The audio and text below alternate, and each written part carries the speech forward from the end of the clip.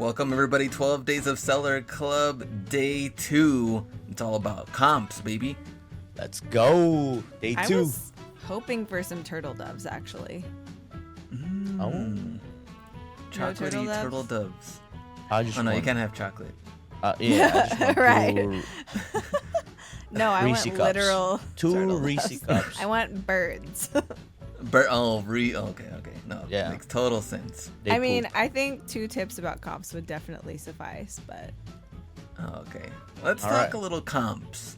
All right. So 2 tips on comps that we're gonna be talking about, and maybe I think Ken has some good insight on comps as well.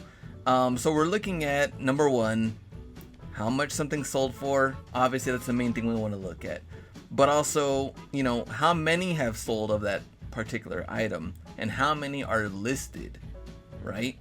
Right. And I guess we also have to make sure or look at how frequently do they sell. So maybe it's like 3 little tips that go into that when we research comps. I know a lot of that has to go through our going in store action that we like to do for Ross finds and doing all that. Retail arb is totally different. I think looking at comps, because we figure that more people are gonna find that item, probably, right? Ross, Burlington, Nike Outlet, that kind of thing. When we go thrifting, when we go to swap meets and things like that, there's a lot of one-off items. Could be something from like the 80s, the 90s, we don't know. And Totally. how many are really listed? And you see it and you're like, oh man, this is gold.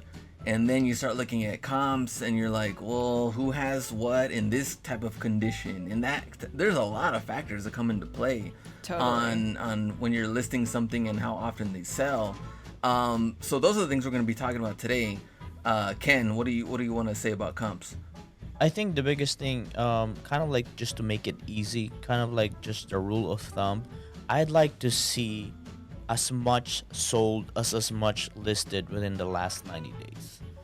For me, I think that's kind of like a healthy comps of trying to like double your money, like maybe double, maybe triple, right? And if in a good day you could triple your money on retail arb, if you're trying to do the discount retailer model. So that's kind of like what I kind of like my rule of thumb, because within the next 90 days, that means yours has the very high chance of it selling out. So I think for a starter, for a really quick tip, that's kind of like how I base it. I don't like to buy an item that has 100 listed and then only 20 sold. Yeah. So I like to like 100 listed, 100 sold. That means there's definitely a demand of that certain item. So that's kind of like my quick tip for looking at comps. That's great. That's like your top 2 criteria are kind of, what sold and how many are listed in the last 90 days. Cool. Yeah, for me and the kind of stuff that I sell, sometimes it's like I don't have good metrics on all of those aspects, so I want at least 2 of them to kind of use to gauge my decision. So like you were saying, Glenn, sometimes it's like, okay, well, there's a lot of various conditions, or maybe there just haven't been very many of these things listed at all in the last 90 days, and there's kind of not very many comps to consider, or it's hard to really judge. I think we've all run into this before too, where you might be researching an item and it's like, oh, well, a bunch of these sold at one bid for 99 cents, but then other ones sold really high. And what's the difference there? Like, why were those sales run that way as auctions at 99 cents where other people are willing to pay up for this item? So I think sometimes it's helpful to just take you have to decide what are the top 2 most valuable kind of metrics you're looking at, which is what Ken just demonstrated. For that item, given what it is and the type of market that it's in. So sometimes it's a lot of information, but just picking 2 important ones to use is helpful. So yeah, I look at those 2 though, Ken, the ones that you mentioned. And also I like to know how frequently that item sells, right? So for vintage stuff, it's like, this might be a really cool aesthetic, but like you said, if there's 200 of them listed and only one sells every 3 months, and maybe it's for a good price, but maybe it's going to take 10 years to sell, like I still might not want it. Yep. Yeah. There you go.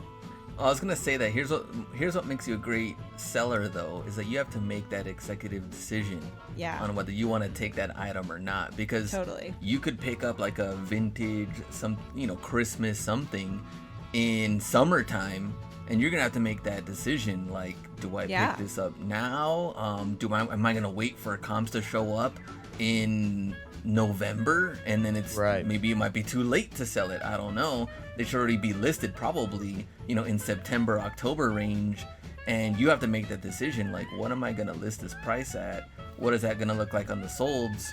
Maybe you're the only one listed too. There's a lot of different, factors that come into play. So for sure. One of the things too to add is seasonality. It plays a role, right? I think shorts will have the most terrible kind of like comps right now, just because it's colder, but it could be a good opportunity where you could pick those up for cheap. Definitely.